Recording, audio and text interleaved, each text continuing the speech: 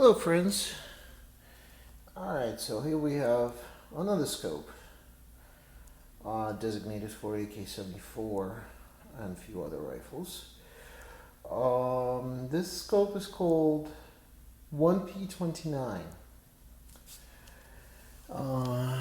As you may see the labeling here, it's 1P29, made with the military acceptance stamps and everything.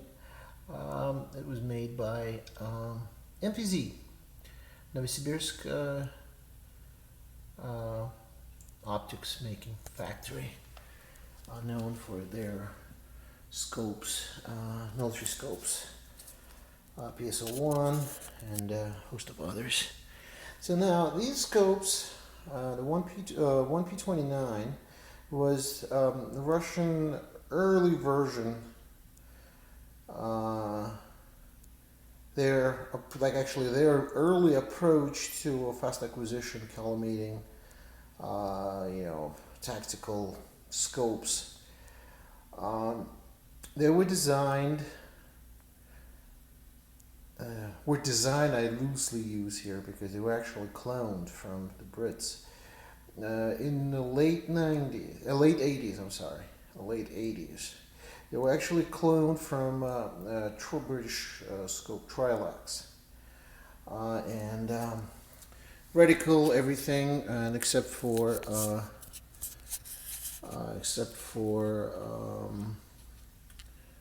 correct me if I'm wrong. The mount, obviously, because AK has a unique, distinctive type of mount system, as we can see here. So this was completely redesigned, and they came up with these exchangeable, replaceable ballistic cams.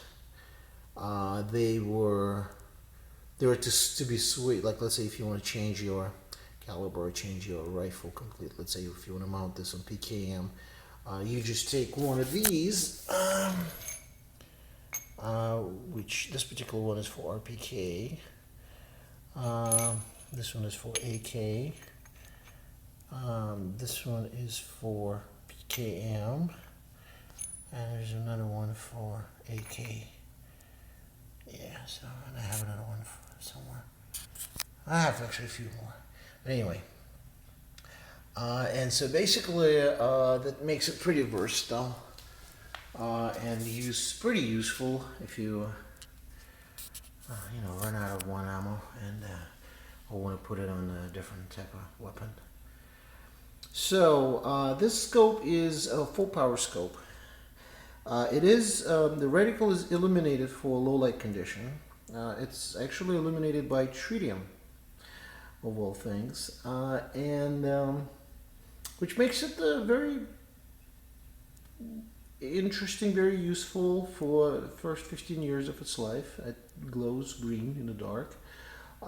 Kind of makes it tricky to shoot in the low light conditions against green targets, but other than that, it works fine. And they also came up with this rubber piece. I'm not sure who came up with it. I think Brits also had the same thing. But in any event, now, what do I like about the scope? I like that the originality of the reticle. Let's go look at the reticle right now. The reticle is highly unusual, to say the least. Here's your reticle.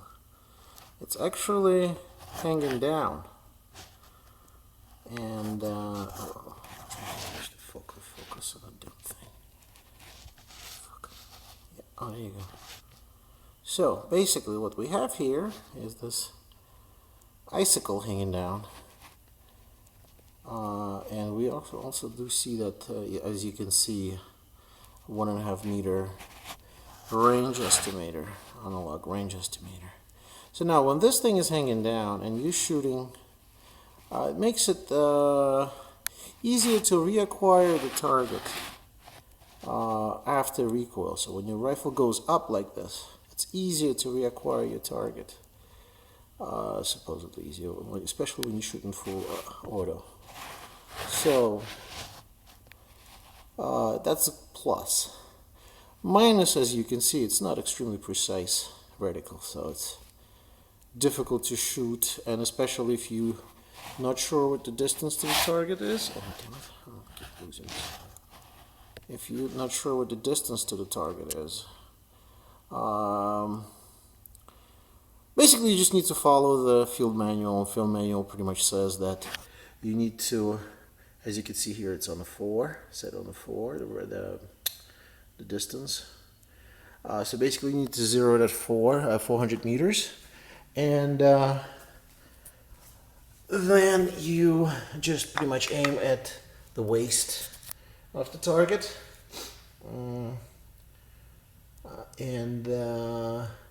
so from the waist up you should be hitting something, which in assault rifles and full auto makes sense. Hunting, I don't know. I'll let it be decided by whoever decides. Now, that what we're here looking at is the civilian version of the scope. It's called UPO-1. As you can see, there's a little MPZ logo there, and nice little serial number. And the cam is actually saying in Russian Tiger.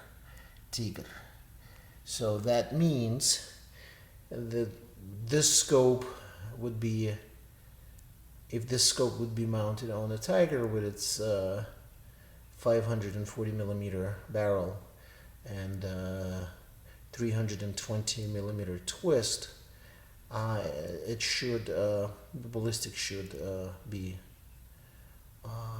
precise for that rifle. Now, if I were to, it's also actually powered by tritium. Tritium is actually put in here. So if you replace this, if you take out this cam, Tiger, and you put AK, that pretty much makes it into a military scope, which is good thing to know. Because it does have range estimation, it does have reticle illumination, and it has a funky reticle, as we all saw. And we can mount it on anything, so, but don't tell anybody. Alright, this concludes our introduction into this wonderful scope. It actually is not being manufactured anymore. I think 2011 is the last year they ever made them. At least those are the ones that I've last spoke with NPZ, and they told me that no more 1P29s or UPOs. Instead, they're going to run more Kashtans and absorbers and some other stuff.